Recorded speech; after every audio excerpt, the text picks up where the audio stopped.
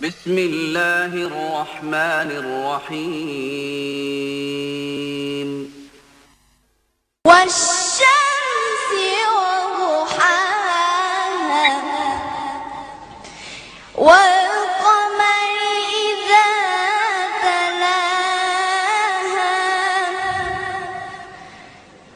والنهار إذا جلاها والليل إذا يغشاها ونستغفر ونؤمن به نتوكل عليه ونعوذ بالله من شرور أنفسنا ومن سيئات أعمالنا من يهد الله فلا مضل له ومن يضلل فلا هادي له ونشهد أن لا إله إلا الله وحده لا شريك له وأشهد أن محمدا عبده ورسوله أما بعد فقد قال الله تعالى في كلامه القديم وفي الفرقان المجيد أعوذ بالله من الشيطان الرجيم بسم الله الرحمن الرحيم والليل إذا يغشى والنهار إذا تجلى وقال أيضا والضحى والليل إذا سجى وقال رسول الله صلى الله عليه وسلم نعمتان عليمتان صحبة وفراغ رضينا بالله ربا وبالإسلام دينا وبمحمد صلى الله عليه وسلم نبيا ورسولا ربي اشرح لي صدري ويسر لي أمري واحلل عقدة من لساني يفقهوا قولي إن أريد إلا الإصلاح ما استطعت وما توفيقي إلا بالله عليه توكلت وإليه منيب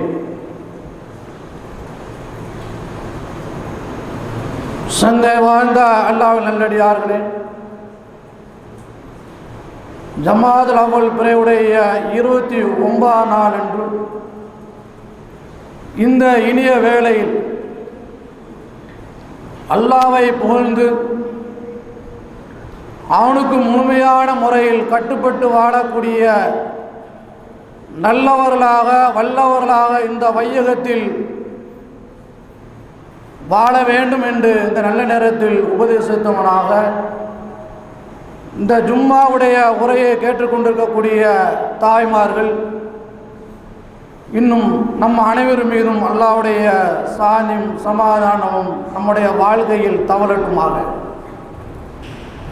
இன்றைய ஜும்மாவுடைய முதல் அமர்வில்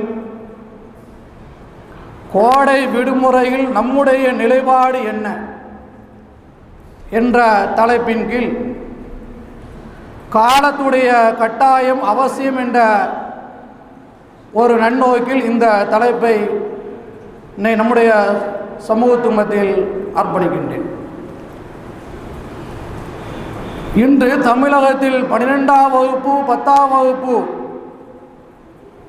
தேர்வுகள் முடிவடைந்து தற்போது மாணவர்களும் மாணவியர்களும் கோடை விடுமுறையை அடைந்துள்ளனர். இந்த கோடை விடுமுறை சம்மரில் மாணவ மாணவிகளுடைய நிலைப்பாடு என்ன என்பதை சிந்திக்கக்கூடிய தருணம் இது. பரவலாக பள்ளிக்கூடத்துடைய படிப்பை முடித்து தேர்வை எழுதிவிட்டு இந்த கோடைகால சுட்டரிக்கக்கூடிய இந்த வெயிலில் கடுமையான தாக்கத்தை ஏற்படுத்தக்கூடிய இந்த நல்ல நேரத்தில் +2 முடித்த மாணவர்கள் 3 மாத காலம் அவர்கள் என்ன செய்ய போகின்றார்கள்? இன்னும் SLC முடித்திருக்கக்கூடிய அடுத்து கீழ் வகுப்பை படித்து கொண்டு முடிக்கக்கூடிய அந்த மாணவர்கள் இந்த லீவுடைய காலகட்டத்தில் அவருடைய நிலைப்பாடுகள் என்ன என்பதை இந்த நல்ல நேரத்தில் சிந்தித்து பார்க்கக்கூடிய தருணம். காலங்களையும் நேரங்களையும் எப்படி நாம் இந்த லீவுடைய விடுமுறை நேரத்தில் எப்படி பயன்படுத்த போகிறோம் என்பதை நாமே இந்த நல்ல நேரத்தில் சுய பரிசோதனை செய்ய கொள்ள வேண்டும்.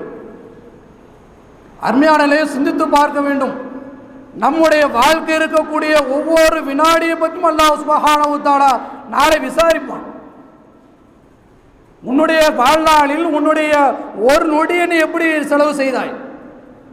கால சக்கரத்துடைய வாழ்க்கையில் அமர்ந்து கொண்டிருக்கக்கூடிய நீ அந்த காலங்களை எப்படி நீ பயன்படுத்தினாய் என்பதை நாளை அல்லாஹ் சுப்ஹானஹு வ தஆலா மறுமையிலே விசாரிக்கப்படும்.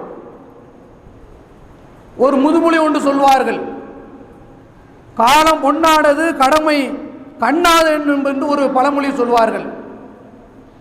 அந்த பழமொழியில் பல தத்துவத்தை வைத்திருக்கின்றார்கள். அந்த பொன் போன்ற நேரத்தை சரியாக பயன்படுத்தி கண் போன்றிருக்கக்கூடிய அந்த கடமையை ஆற்ற வேண்டும் என்பதுதான் இந்த முதுமொழியுடைய ஒரு தத்துவமான கருத்து. காலம் பொன் போன்றது.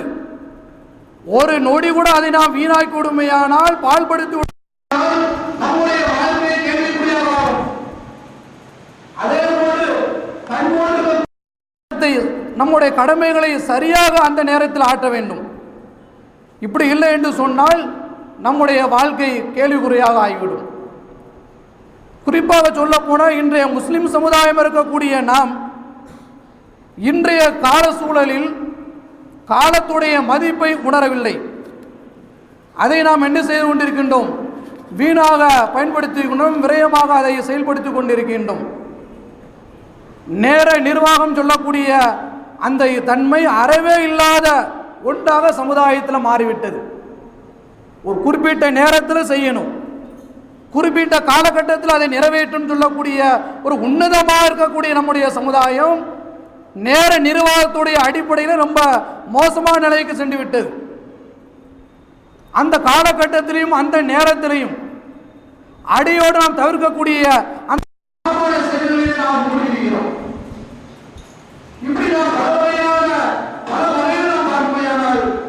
காலத்தை தவறாக பயன்படுத்தி அது நம்மை விட்டு கரைந்து கொண்டு செல்கிறது. ஒரு காலம் ஒரு வினாடி ஒரு நேரம் முன்னைக்கு சென்று நம்மை விட்டு சென்றதுதான்.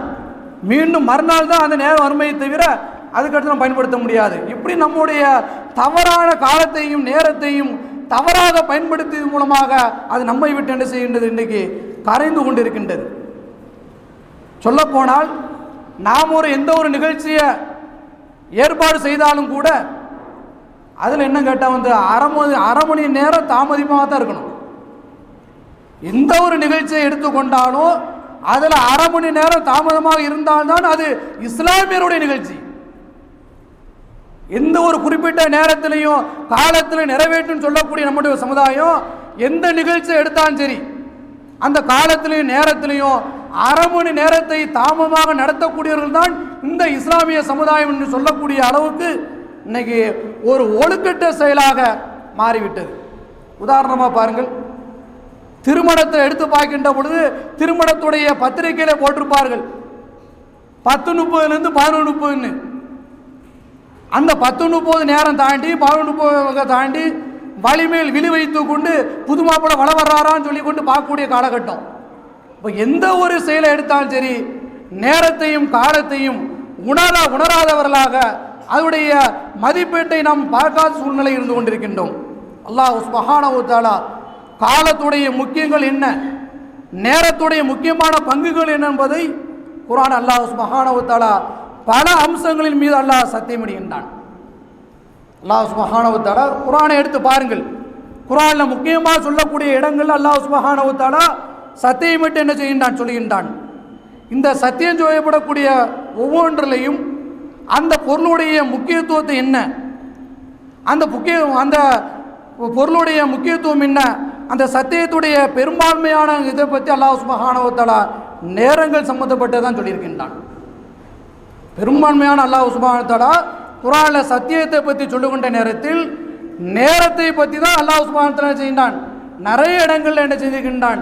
சத்தியமிட்டு சொல்லியிருக்கின்றான். 92 அத்தியாயத்துடைய 1, 2 வசனத்தை எடுத்து பாருங்கள். ஒல்லைலு இதா எகுசா நாம் ஓதக்கூடிய ஒரு அத்தியாயம்தான். ஒல்லைலு இதா எகுசா மூடிக்கொள்ளக்கூடிய இரவின் மீது சத்தியமாக, ஒன்னஹாரி இதாத்த ஜல்லா இன்னும் பிரகாசமாக ஒளி தரக்கூடிய பகலின் மீது சத்தியமாக. என்னத்தை காட்டுறான்? இரவு பகல் எப்படி மனிதனுக்கு மாறி மாறி வருகின்றது மூலமாக அவனுடைய பருவநிலைகள் அவனுடைய வாழ்க்கையை எப்படி அமைத்துக் கொள்ள வேண்டும் என்பதற்காக வேண்டிதான் அல்லாஹ் சுப்ஹானஹு வ தஆலா செய்தான், இரவையும் பகலையும் மாறி தந்திருக்கின்றான். என்ன சொல்லி காட்டினான்? வக்திலா ஃபில்லைலி வன்னஹாரி லஆயாத்தில் உலில் அல்பாப். இரவு பகலும் மாறி மாறி வருவதில் அறிவுடையவருக்கு பல சான்றுகள் இருக்கின்றன என்று குர்ஆன் நம்மை பார்த்து வினா தொடுக்கின்றது. இன்னும் 93வது அத்தியாயத்துடைய 1வது 2வது வசனத்தை சொல்லி காட்டினான். ஓல்லோஹா முற்பகலின் மீது சத்தியமாக, ஒல்லைலு இதா சஜா இன்னும் வெளிச்சத்தை தரக்கூடிய, ஒல்லுகா முற்பகலின் மீது சத்தியமாக, ஒல்லைலு இதா சஜா இன்னும் இரவின் மீது சத்தியமாக என்று நாம் அடிக்கடி ஓதக்கூடிய இந்த அத்தியாயத்தில் நமக்கு சொல்லி காட்டுகின்றான். அப்போ இதெல்லாம் என்னன்னு சொன்னால் காலங்கள், நேரங்கள். அதில் அல்லாஹ் சுப்ஹானஹு வ தஆலா சத்தியமிட்டு சொல்வது நேரத்துடைய மதிப்பையும் நேரத்துடைய பெருமணிபான்மை அல்லாஹ் சுப்ஹானஹு வ தஆலா இந்த வசனத்திலே நமக்கு எடுத்துரைக்கின்றான். அருமையானவர்களை சிந்தித்து பார்க்க வேண்டும். நம்முடைய குறிப்பாக சொல்ல போனால் நம்முடைய முக்கியமான கடமைகள் அனைத்துமே அல்லாஹ் சுப்ஹானஹு வ தஆலா நாள் நேரங்களை குறித்ததாக தான் அமைந்திருக்கின்றன. நாம் நிறைவேற்றக்கூடிய அந்த 5 இஸ்லாத்துடைய 5 கடமைகளும் காலத்தை கொண்டு நேரத்தை கொண்டே அல்லாஹ் சுப்ஹானஹு வ தஆலா செய்திருக்கின்றான், நமக்கு அமையப்பட்டு செய்திருக்கின்றான். தொழுகை எடுத்து பாருங்கள், அந்தந்த நேரத்தில் கரெக்டான நேரத்தில் அதை நிறைவேற்ற வேண்டும். இன்ன ஸலாத்த கானத் அலல் முக்மினீன கிதாபன் மௌகூதா. நிச்சயமாக தொழுகை என்பது முக்மின் மீது வரையறுக்கப்பட்ட, நம்ம இஷ்டத்துக்கு தொழுகை அல்ல. எந்த நேரத்தில் அல்லாஹ் சுப்ஹானஹு வ தஆலா நமக்கு தொழுகை வரையறுத்திருக்கின்றானோ, நேரத்தை குறிப்பிட்டிருக்கின்றானோ, அந்த நேரத்தில் நம்முடைய தொழுகையை நிறைவேற்ற வேண்டும். அல்லாஹ் சுப்ஹானஹு வ தஆலா இன்ன ஸலாத்த நிச்சயமாக தொழுகையானது கானத் அலல் முக்மினீன கிதாபன் மௌகூதா முக்மின் மீது நேரம் வரையறுக்கப்பட்டிருக்கின்றது. லுகர் தொழுகணும்னா அந்த நேரம் தான், அசரா அந்த நேரம் அந்த நேரத்தில் தொழணும். இந்த நேரம் என்பதுக்கு அல்லாஹ் சுப்ஹானஹு நிறைய வார்த்தையை பயன்படுத்தியிருக்கின்றான்.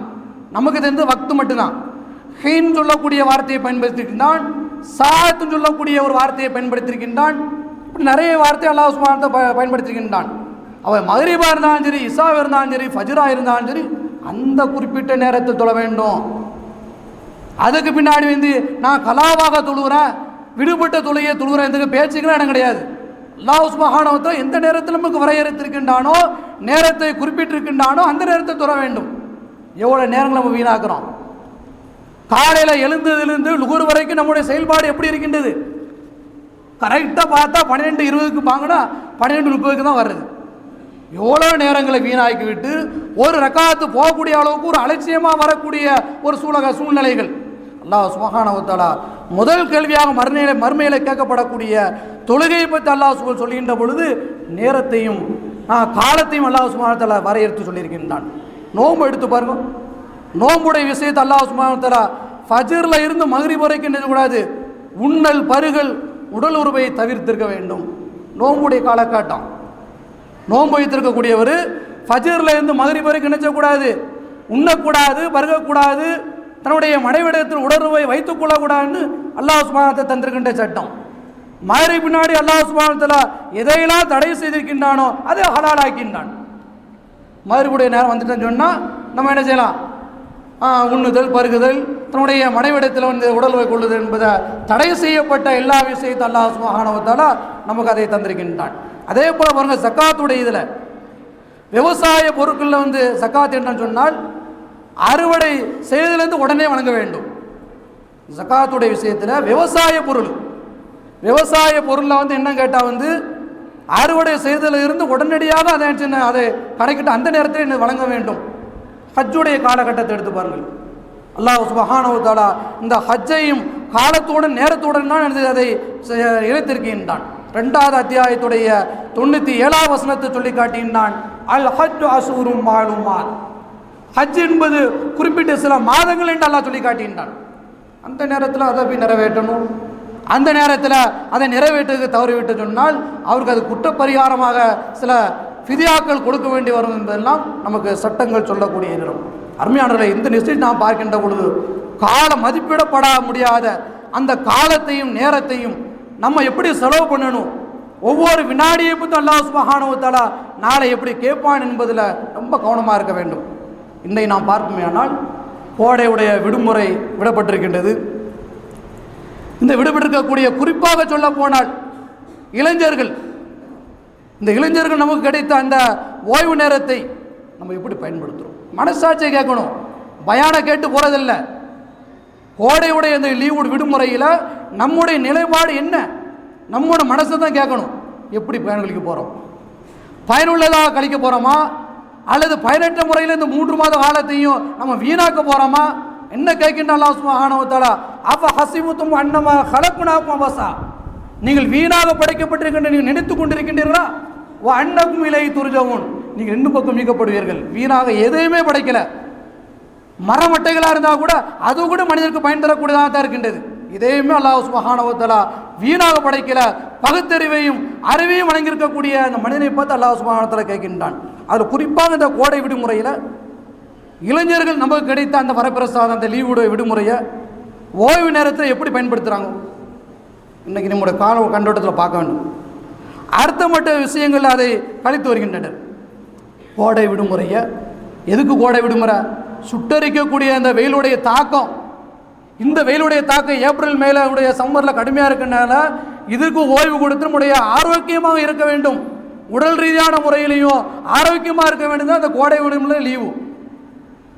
ஆனால் சொல்ல போனால் அதுக்கு மாற்றமான முறையில் நம்முடைய இளைய சமுதாயம் குறிப்பாக அதை கழித்து வருகின்றனர். அல்லாஹ்வின் தூதர் ஸல்லல்லாஹு அலைஹி வஸல்லம் சொன்னார்கள், நிஅமத்தானி அலீமத்தானி, 2 அருக்குடைகள் மிக மாபெரும் அருக்குடை. பல நேரம் அருக்குடை அல்லாஹ் சுப்ஹானஹு வ தஆலா நமக்கு வழங்கியிருக்கின்றான். 2 அருக்குடைகள் மிக மாபெரும் அருக்குடை. என்ன கேட்டாத சிஹ்ஹத்துன், ஆரோக்கியமாக இருப்பது. இன்னைக்கு அதுதான் மெயின். நோய்களுடைய புது புது நோய்கள் எல்லாம் இன்னைக்கு பார்த்து அரண்டுகிட்டு இருக்கக்கூடிய இந்த காலகட்டத்தில் அல்லாஹ் சுப்ஹானஹு வ தஆலா அவன் ஏழ்மையாக இருந்தாலும் வறுமையாக இருந்தாலும் ஒரு ஆரோக்கியமான உடம்பையும் ஆரோக்கியமான வாழ்க்கையை கொடுத்திருக்கின்றன. இதுக்கு அவன் கோடான கோடி நன்றி செய்யணும். அதைத்தான் சொன்னார்கள், நிஅமத்தானி அலீமத்தானி, 2 அருக்குடைகள், அது மாபெரும் அருக்குடை. ஒன்று சிஹ்ஹத்துன், ஆரோக்கியமாக இருப்பது. 2வது ஃபராகுன், ஓய்வுடைய நேரம்.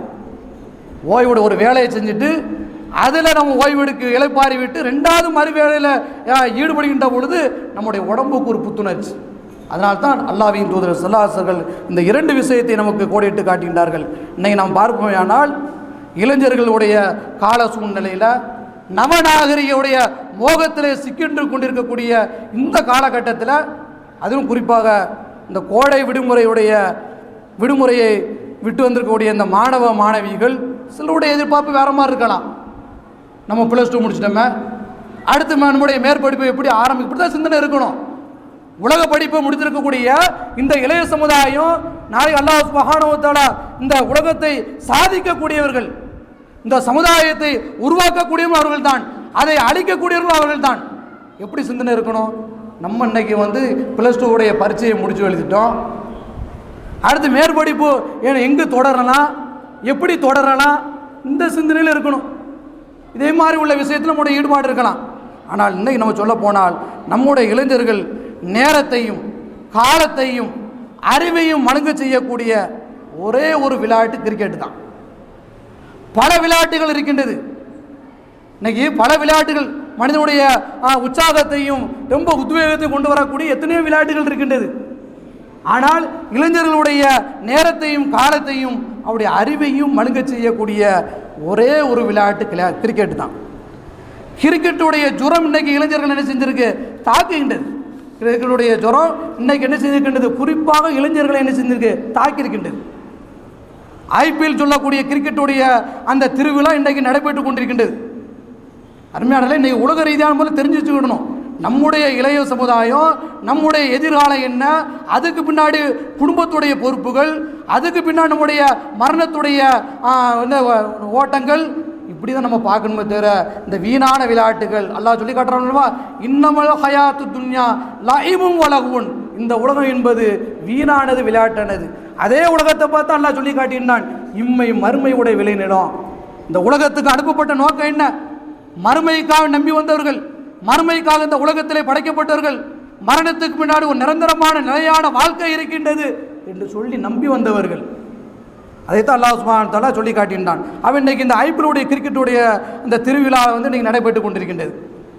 எங்கே பார்த்தாலும் அந்த பேச்சு தான்.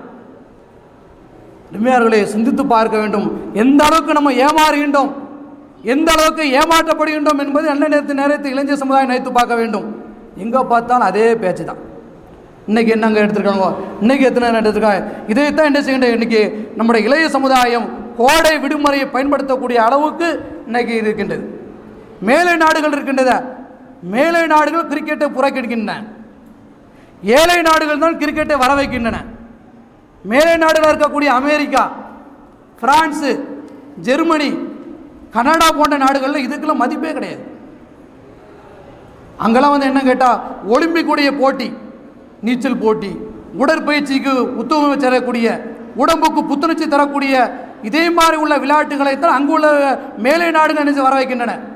ஆனால் எனக்கு கீழே நாடுகள் என்ன கேட்டால் வந்து இதே போன்ற இந்த கிரிக்கெட்டை தான் இது இன்னைக்கு வர வைக்கின்றன. ஏன்னு சொன்னால் விளையாட்டுகளில் வந்து அதிகமாக அதிகமான பணம் இதுக்கு தான். கால்பந்து போட்டி விளையாடுறான அதில் ஒன்றும் எந்த மாதிரி இதுவும் இல்லை. வேற என்ன, ஒலிம்பிக்குடைய போட்டியில் மற்ற நாடுகள் எத்தனையோ பதக்கங்கள் வாங்கினதில் இன்னைக்கு இந்தியா அதில் பின்னங்கி இருக்கின்றன.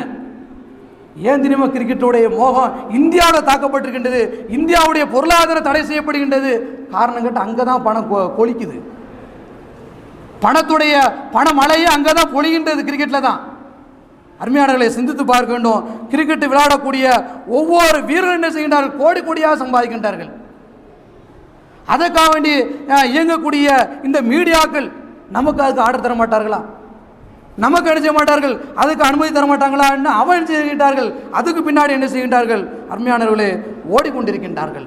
இன்னைக்கு இந்த கிரிக்கெட்டுடைய மோகம், கோடை காலத்துடைய விடுமுறையை நம்ம எப்படி பயன்படுத்தும் சொல்லக்கூடிய அதை மறந்து விட்டு கிரிக்கெட்டுடைய மட்டையை தூக்கிட்டு இளைய சமுதாயம் இந்த கொடுமையான வெயிலில் எல்லாருமே ஒதுங்கக்கூடிய இந்த காலகட்டத்தில் அதை விளையாடக்கூடிய ஒரு சூழ்நிலையை பார்க்கின்றோம். அருமையானவர்களே, இந்த விளையாட்டு இருக்கின்றத, இந்த விளையாட்டு எந்த பிரிட்டிஷ் ஏகாபத்தியத்தை நான் விரட்டி அடித்தோமோ அந்த பிரிட்டிஷுடைய ஏகாபத்திலிருந்து இறக்கப்பட்டதான் இந்த கிரிக்கெட்டு.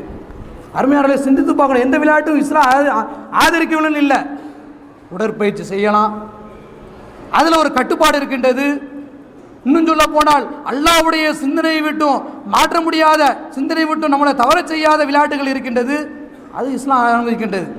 அருமையாளர்கள், இந்த விளையாட்டு இருக்கின்றத இவருடைய சிந்தனை என்ன செய்கின்ற 2 மாதம் எங்கேயோ போயிடுது.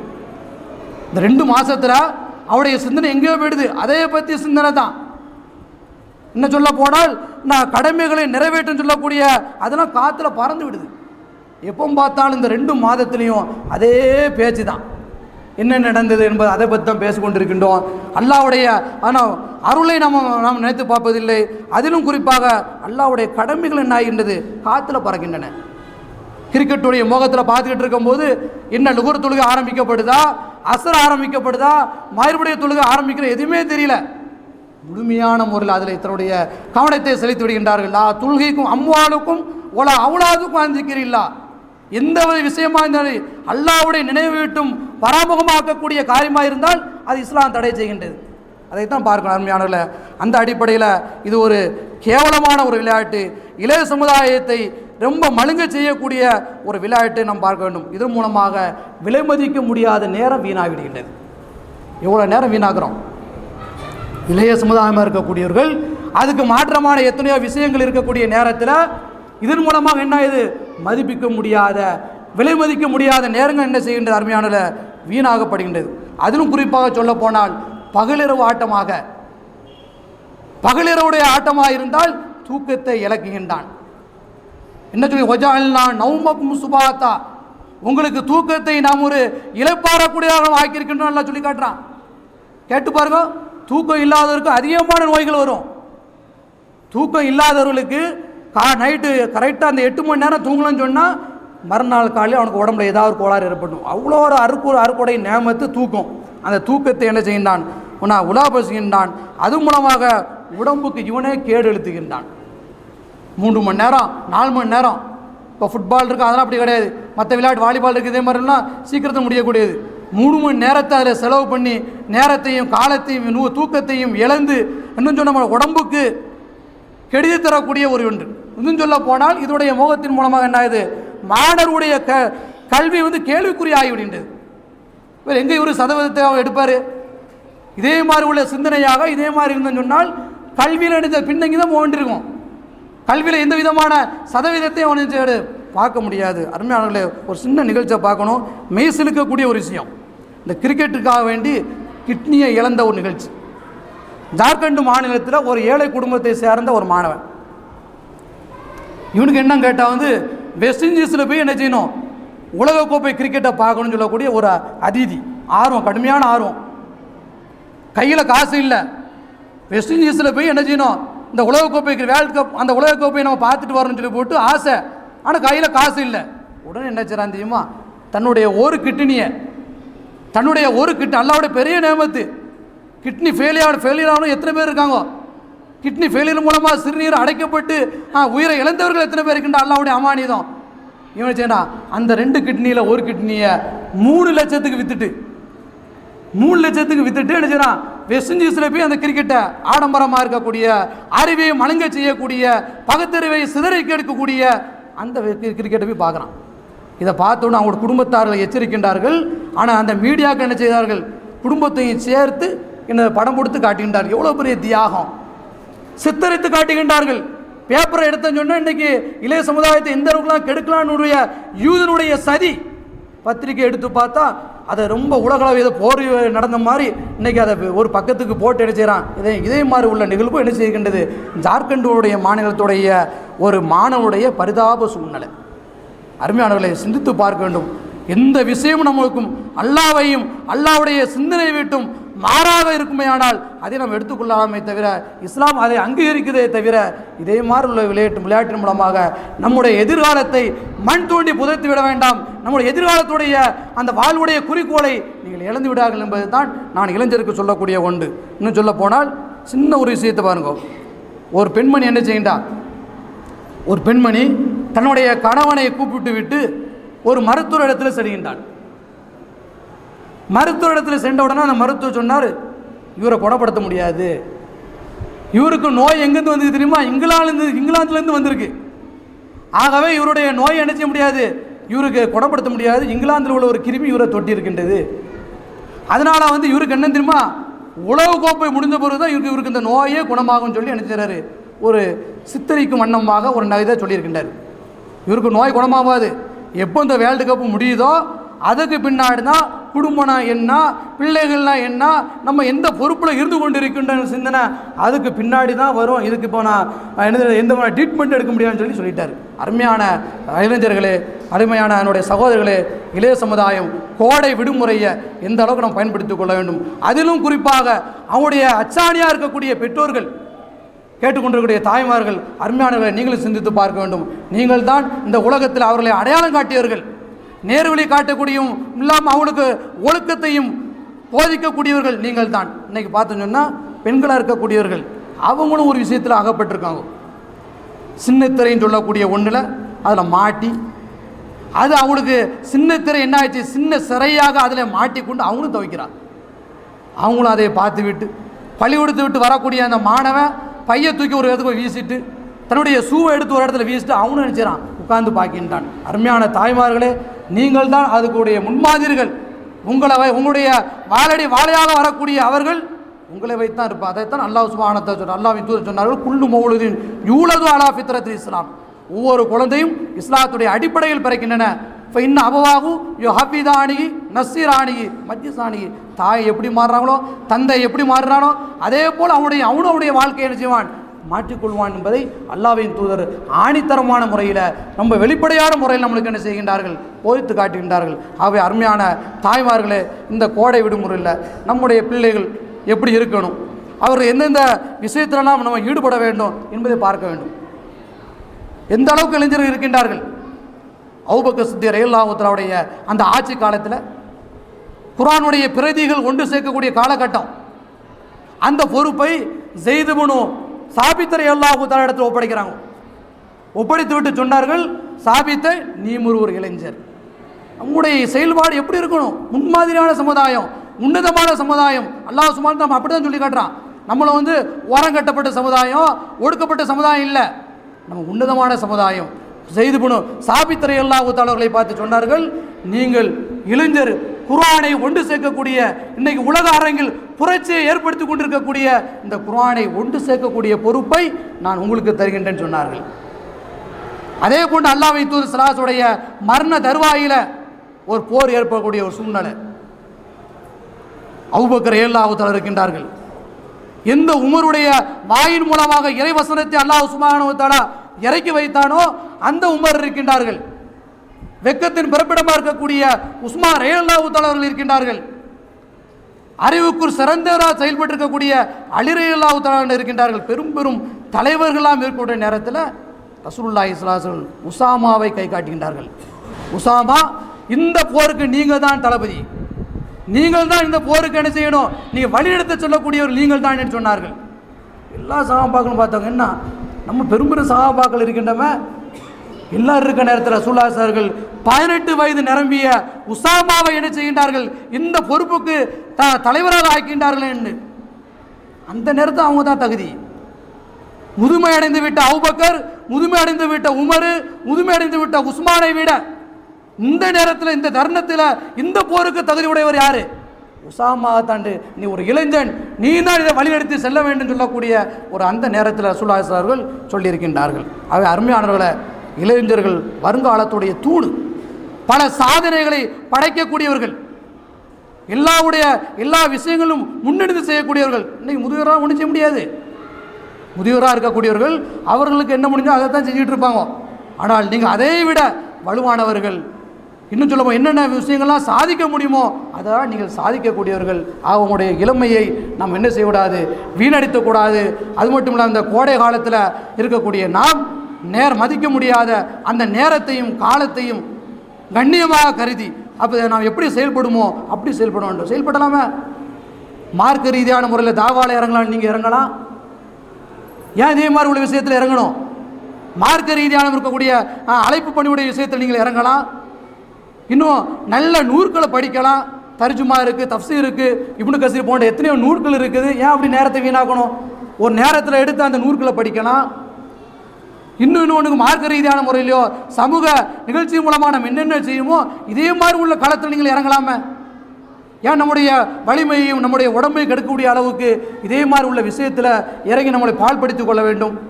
அது அல்லாஹ் சுப்ஹானஹு வ தஆலா அந்த கோடை காலத்துடைய இந்த விடுமுறையை ஒரு பயனுள்ளதாக காலத்தையும் நேரத்தையும் மதித்து நம்முடைய செயல்பாடுகளை அமைத்து கொள்ள வேண்டும். அல்லாஹ் சுப்ஹானஹு வ தஆலா அதே மாதிரி உள்ள தாவால இறங்குதல், இதே மாதிரி என்னென்ன விஷயங்கள் இருக்கின்றோ இதை நீங்கள் பங்கெடுத்து கொள்ளலாம். பங்கெடுத்து மார்க்கத்தை தெரிந்தக்கூடிய அளவுக்கு இன்றைக்கி பாருங்கள், எடுத்து பாருங்க.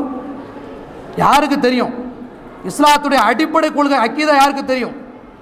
இந்த கோடை காலத்தில் இருக்கக்கூடிய இளைய சமுதாயத்தில் இருக்கக்கூடியவர்கள், பெண்களாக இருந்தாலும் சரி, ஆண்களாக இருந்தாலும் சிறுவாக இருந்தாலும் சரி, எத்தனை பேருக்கு அக்கீதா தெரியும்? இஸ்லாத்துடைய இருக்கக்கூடிய அக்கீதாவை தெரியலை. அக்கீதா தெரியாதனால தான் சிறுக்குகள் மலிந்து விடுகின்றன. தர்கா வழிபாடுகளும் சமாதி வழிபாடுகளும் நம்முடைய வாழ்க்கையில் முத்தமிட்டு கொண்டிருக்கின்றன. அக்கீதாவை தெரிஞ்சுக்கிடலாம். பெண்களுக்கு அவங்களுக்கு அவருடைய சட்டங்கள் தெரிஞ்சுக்கிடலாம். காலேஜுக்கு அனுப்புகிற மாதிரி நம்முடைய இதே மாதிரி உள்ள மார்க்க விஷயத்துக்கு அனுப்பி நம்முடைய மார்க்க பெண்கள் எப்படி சட்டத்தை தெரிஞ்சுக்கிடலாம். எத்தனை பேருக்கு தெரியும் ஜனாசாவுடைய சட்டம்? எத்தனை பேருக்கு ஜனாசாவுடைய சட்டம் எத்தனை பேருக்கு தெரியும்? தெரியாது. அசத்து சொல்லிகிட்டே தான் இருக்கும். அவர் தான் சொல்லிட்டு இருப்பார், இன்னும் தலையாட்டிகிட்டே இருப்பார். ஜனாசாவுடைய விஷயங்கள் தெரியாது. பெற்றோருக்கு செய்யக்கூடிய கடமை என்ன? பெற்றோர்கள் பிள்ளைக்கு செய்யக்கூடிய கடமை என்ன? இதே மாதிரி உள்ள விஷயங்கள் எல்லாம் நம்முடைய நேரங்களையும் காலத்தையும் இதே மாதிரி உள்ள விஷயத்தில் பயன்படுத்தி அக்கீதாவை தெரிஞ்சுக்கிடுவோம். அல்லாஹ் ஒருவன்னா எப்படி, அவருடைய தன்மனா என்ன, இதை தெரிஞ்சுக்கிடுவோம். பெற்றோர் அது நம்ம ஜனாசா விஷயம், இன்னைக்கு ஜனாசா அவர் வைக்கணுமா இவர் வைக்கணுமா இடத்துல ஜனாசா தொலைக்கூடிய சட்டங்கள் என்ன தெரிஞ்சுக்கிட்டோம்னா, பிள்ளைகளாக இருக்கக்கூடியவர் இந்த உலகத்தில் அடையாளம் காட்டிய தாய்களிடத்தில் நம்ம எப்படி நடக்கணும், அதே போல் பெற்றெடுத்த பிள்ளைகளுக்கு ஒரு வழிகாட்டியாக பெற்றோர்கள் எப்படி இருக்க வேண்டும், இந்த விஷயங்கள்லாம் நீங்கள் கலந்துரையாடல் பண்ணலாமே. இதே மாதிரி விஷயங்கள்லாம் நம்ம செய்து கொள்ளலாமே. இதையெல்லாம் விட்டு பால்படுத்தக்கூடிய அறிவை மங்கு செய்யக்கூடிய இதே மாதிரி உள்ள காரியங்களில் ஈடுபட வேண்டாம். அதற்காக வேண்டி தான் நம்ம என்ன செய்கின்றோம், இதே மாதிரி உள்ள இஸ்லாமியத்துடைய விஷயங்களையும் கோடை காலத்தில் பல பயிற்சி முகாம்கள், கம்ப்யூட்டர் படிக்க வரியா, அது இல்லாமல் கோடை காலத்தில் வந்து நீங்கள் அதை படிக்க வரியா, இப்படி உலகளாவிய கல்விகள் மயமாக்கப்பட்ட கல்விகள் பூரா என்ன ஆயிடுச்சு, வியாபாரமாகிவிட்டது, தொழில்கள்லாம் வியாபாரமாகிவிட்டது, அதை படிக்கிறதுக்கு வரியாங்கிறோம்.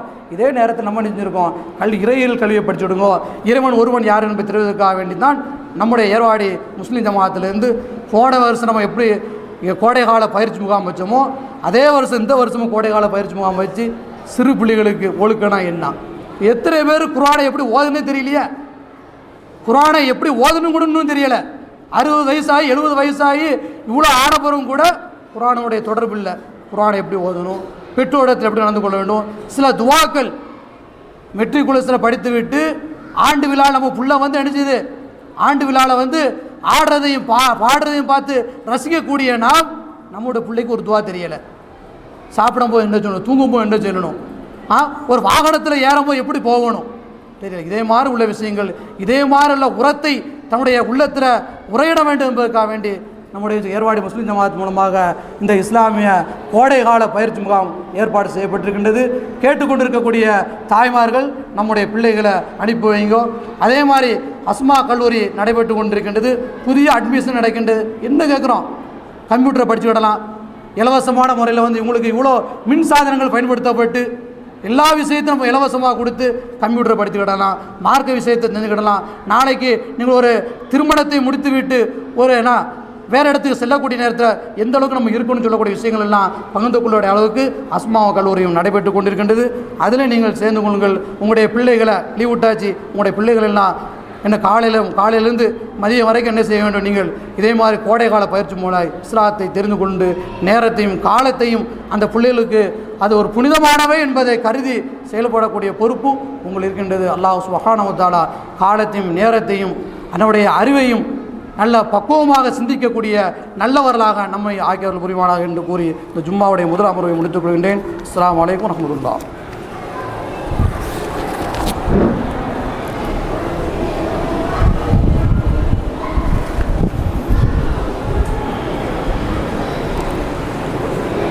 نحمده ونستعينه ونستغفره ومن به نتوكل عليه ونعوذ بالله من شرور انفسنا ومن سيئات اعمالنا من يهده الله فلا مضل له ومن يضلل فلا هادي له. அன்பார்ந்த அல்லாஹ்வுடைய நல்லடியார்களே, தாய்மார்களே, முதலுடைய ஜும்மாவுடைய அமர்வில் கோடைகால விடுமுறையில் நம்முடைய நிலைப்பாடு என்ன என்பதை பார்த்தோம். அல்லாஹ் சுப்ஹானஹு வ தஆலா எதை கேட்டோமோ அப்படியே நம்முடைய வாழ்க்கையிலே செயலாற்றக்கூடிய அந்த மனப்பான்மையை தருவானாக. இந்த இரண்டாவுடைய அமர்வில் சுத்தத்தை பற்றி பார்க்கணும். அல்லாஹ் சுப்ஹானஹு வ தஆலா என்ன செய்தான், சுத்தமாக இருக்கணும்னு சொல்லக்கூடிய ஒரு பராமரிப்புமாக இருக்க வேண்டும் சொல்லக்கூடிய ஒரே மார்க்கம் இஸ்லாம் மட்டும்தான். நம்முடைய உடம்பாக இருந்தாலும் சரி, ஆடையாக இருந்தாலும் சரி, நம்ம இருக்கக்கூடிய வீடாக இருந்தாலும் சரி, சுற்றுப்புறமாக இருந்தாலும் சரி, தெருக்களாக இருந்தாலும் சரி, வீதியாக இருந்தாலும் சரி, எல்லாத்தையும் நம்ம சுத்தமாக வைத்திருக்குன்னு சொல்லக்கூடிய ஒரே மார்க்கம் தான் இஸ்லாம் மட்டும்தான். அல்லாஹ் சுப்ஹானஹு வ தஆலா சொல்லி காட்டுகின்றான், இன்னல்லாஹ் யுஹிப்புத் தவ்வாபீன வ யுஹிப்புல் முத்தத்தஹீரீன். பாவ மன்னிப்பு தேடுவர்களையும் அல்லாஹ் நேசிக்கின்றான், சுத்தவான்களையும் அல்லாஹ் நேசிக்கின்றான். இன்னும் 9வது அத்தியாயத்தில் அல்லாஹ் சொல்லி காட்டுகின்றான், ஃபீஹி ரிஜாலு யுஹிப்பூன அய்யத்தஹரு வல்லாஹு யுஹிப்புல் முத்தத்தஹீரீன். அந்த மஸ்ஜிது குபாவை கட்டக்கூடிய நேரத்தில் மஸ்ஜிது குபாவை கட்டிவிட்டு அதுக்கு இடையூறாக ஒரு பள்ளியை கட்டிவிட்டு நபி அவர்களை தொலை வைக்கிறதுக்காக வேண்டி ஏற்பாடு செய்யக்கூடிய நேரத்தில் அல்லாஹ் சொல்லி காட்டினான், நபி அவர்கள் அங்கே போவாதீங்க, இங்கே தான் பரிசுத்தமான மனிதர்கள் இருக்கின்றார்கள். ஃபீஹி ரிஜாலு யுஹிப்பூன அய்யத்தஹரு, சுத்தத்தை விரும்பக்கூடிய சுத்தமான மனிதர்கள் இருக்கின்றார்கள். வல்லாஹு யுஹிப்புல் முத்தத்தஹீரீன், அல்லாஹ் சுத்தவான்களை நேசிக்கின்றான்.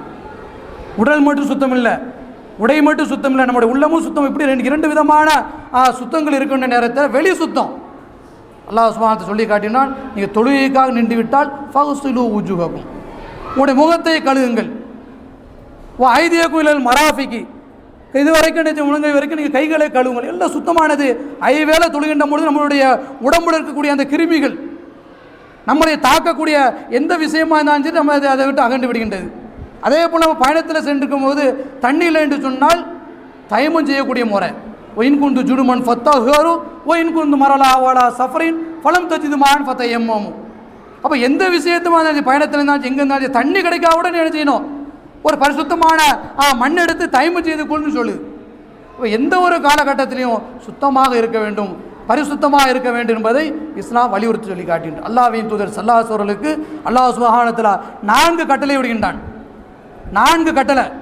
யா அய்யுஹல் முத்தஸிர், ஓ போர்வையை போர்த்தியவரே, கும் ஃப அந்திர், எழுந்தோ என்ன படுத்து வைக்கோ, கும் எந்திர், ஃப அந்திர் எச்சரிக்கை செய்யுங்கள், ஓ ரப்பக வ கப்பீர், உங்களுடைய ரப்பை நீங்கள் தூய்படுத்துங்கள், ஓ சியாபக வ தஹீர், நபியவர்களே உங்களுடைய ஆடையை நீங்கள் சுத்தமாக வைத்துக்கணும். நபியவர்களுக்கு 4 கட்டளையில் ஒரு கட்டளை என்ன இடம், நீங்கள் சுத்தமாக இருக்கணும்னு சொல்கிறான். எதுக்காண்டி சொன்னால் இன்றைக்கு நம்முடைய சுகாதாரோடைய கேடு மூலமாக நம்மகிட்ட இருக்கக்கூடிய அந்த சுகாதாரோடைய சூழ்நிலை மூலமாக பல காய்ச்சல்கள், ஒரு காலத்தில் பார்த்தா காய்ச்சல் மட்டும்தான், இன்றைக்கி அதுக்கெல்லாம் பேரை பார்த்த சொன்னால் டெங்கு காய்ச்சல், அந்த காய்ச்சல், இந்த காய்ச்சல், இப்படி பல மருந்துகளை கண்டுபிடிக்காத அளவுக்கு என்ன கேட்டால் வந்து பேர்கள் வைக்கப்பட்டு விடுகின்றது. அதே போல் என்ன கேட்டாங்கன்னா பண்டி காய்ச்சல் மூலமாக 4-5 பேர் இறந்திருக்கின்றார்கள்.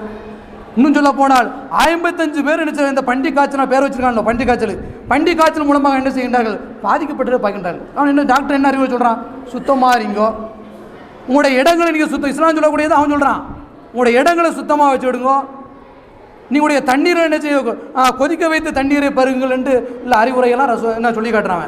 ரசூலுல்லாஹி அன்னைக்கே சொல்லிட்டாங்க, ஆடையை சுத்தமாக வச்சு விடுங்கோ, உங்களுடைய இருப்பிடத்தை சுத்தமாக வச்சுடுங்கோ, உங்களுடைய தண்ணீர்கள் இருக்கக்கூடிய பாத்திரங்களை நீங்கள் அழகான முறையில் மூடி வைத்துக் கொள்ளுங்கள், இப்படின்னு சொல்லி சுகாதாரத்துடைய சுத்தத்துடைய தத்துவத்தை அன்னைக்கு ரசூலுல்லாஹி சொல்லிவிட்டார்கள். இன்னைக்கு பாருங்க, ஒரு கொசுடைய நம்ம தாங்க முடியுதா? நைட்டில் படுக்கும்போது ஒரு சாதாரண கொசு, இந்த கொசுடைய ஒரு தீண்டுதலை கூட நம்மளால் தாங்க முடியல. அல்லாஹ் சுப்ஹானஹு சொல்லி காட்டினான், இன்னல்லாஹ் லா யஸ்தஹி அன் யல்ரிப மஸலன் வா பவுலத்தன் ஃபமா ஃபௌகஹா. ஒரு கொசுவை கூட உங்களுக்கு உதாரணமாக காட்டுறதுக்கு நான் வெக்கப்பட மாட்டேன்.